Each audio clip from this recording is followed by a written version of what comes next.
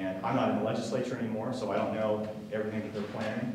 But they're going to, again and again, show that we have a crisis happening in Arizona by the laws that we pass. And I think that we're going to fail. And I can tell you this, if we are able to win Congress back, I think we can put a stop to a lot of that nonsense that we see right now. And that's really the choice in this election. Gabrielle Giffords and I have a very, very different position on this issue. She said on Arizona Illustrated that she was, if she were in the legislature, she would have voted against Senate Bill 1070. I voted for it.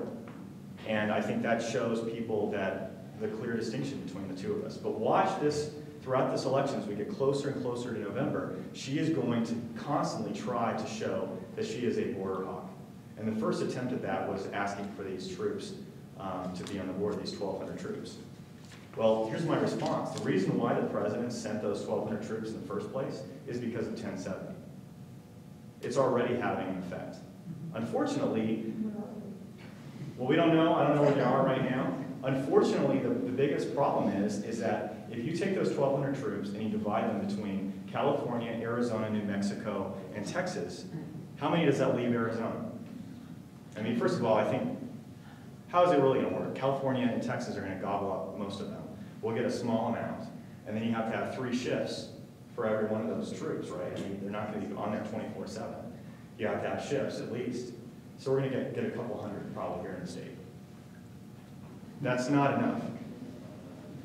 Yes, Chess. Jonathan, I had heard in regard to the troops, and I'm just offering, and I don't know if you have any background on this or not, but for the audience, that the National Guardsmen will help with a lot of the analytical functions, essentially police intelligence type organization and criminal intelligence type things, to free the Border Patrol personnel up so they can provide the actual protection. I don't know if there's any substance to that or not, I just throw it out there. What they're going to do is they're not actually going to be patrolling, they're going to be augmenting the existing force.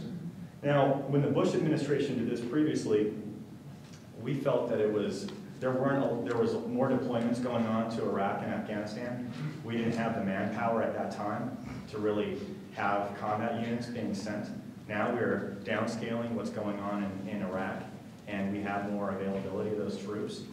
I think they should be able to defend themselves at this point, especially because it's gotten demonstrably more dangerous than it was even a couple years ago.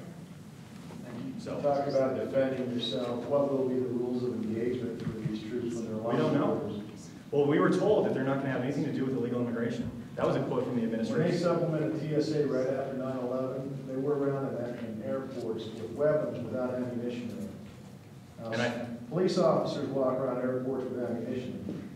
That's not a way to treat a soldier. That's not how he can get his job done. And I think that you're going to see more of that. That's my guess. Because they said that they're not going to have them actually working on illegal immigration. That was an actual quote from the president. I think that that's one of the things that we need to work on. First of all, I don't know how 1,200 troops are really going to actually help the problem out in the long run. We need a lot more than that.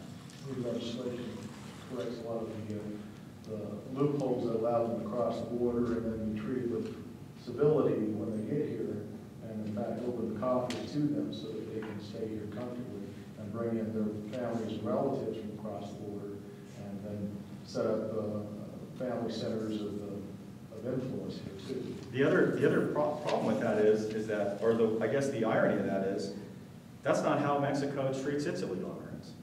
No. Mexico basically incarcerates its illegal immigrants. Usually they actually do very bad things to them. And yet now we have the president of Mexico lecturing us in our own capital about what we're doing to enforce federal law that's already been on the books. Yes, sir. Spin off on Walt's question up here. Over the past 12 years, there's been a lot of earmarks that have been brought in here to study the issue of the San Pedro River. And the federal government has mandated that this area do something about obtaining a sustainable yield in the aquifer. And that translated means you eliminate the deficit pumping in here.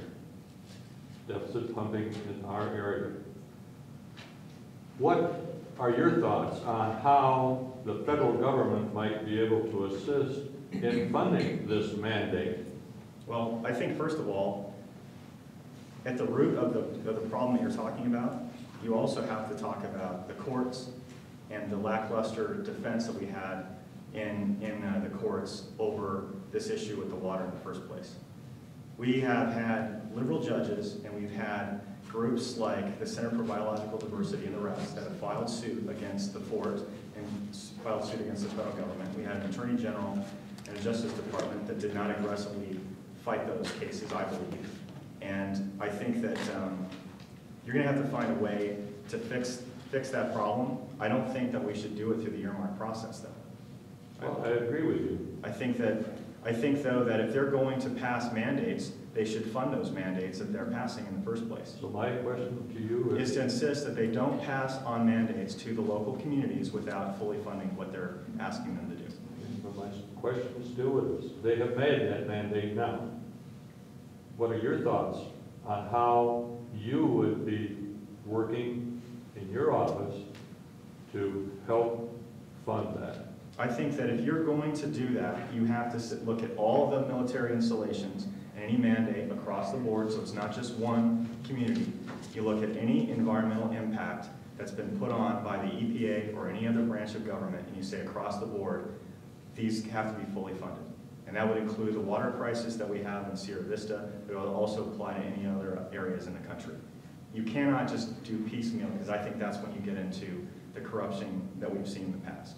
I also think that we have to have a more aggressive Attorney General's office that will actually defend this community. And we have to have judges that won't simply side with the Sierra Club and the Center for Biological Diversity every single time. Can I get some water? Getting a little bit, whichever. I mean, does that kind of get to what you're talking about, or do you? Well, Let me ask you this, what solutions do you want to see? I would like to see some kind of federal funding coming down here to support that mandate. I think that if you're going to look at prioritizing the problems that we have in this country, and if you're going to look at spending priorities, I think the military is part of our national defense. This fort is unique in all of the military installations in the country, because it's the only place that you can do the signals testing that they have. It's the only place you can do a lot of these things. Well, some funding has been provided to the fort to help that. Just recently, you mentioned the Center for Biological Diversity. Just in the last week, they filed another suit against the fort. The problem, though, is not actually the fort. I The know. problem, I mean, basically, I think the fort has actually lived up to all of its obligations, and I think they've used the money that they've gotten wisely. If you go to Fort Huachuca, it's almost like a dry zone. I mean, they have xeriscape landscaping, they've got all the little things that they need to be doing. Their rationale is saying that the developing community around Fort Huachuca is caused because of the fort itself, and for that reason, they need to do something about that. That's a local community issue. They're the ones that have to figure out also how they're going to handle some of that growth and the other problems that they have. But I think if they're going to require that mandate, yes, I would fight to make sure that they live up to their obligation to fully fund that mandate. And I would work with other congressmen who are in similar situations around the country to do that. Other questions? Yes, sir. I came in a little bit late, maybe you already covered this, but are there 4 or 5 things on the top of your things to do when you get to Washington, and what are they? First of all is to defund this health care bill How? by working with other congressmen. What's going to happen right now, you're going to see after this election is over, if Congress changes hands, we have pushed the budget bill out further and further and further. They're going to be having continuing resolutions in order to have a budget. After this Congress takes over, our guess is that they're not going to be able to get the votes to pass a budget. That will roll on to the next Congress. And we're hoping that that Congress will have changed hands by the time we get there. Once that happens, it's going to be every single item that the president is asking for in his budget in order for it to go forward, has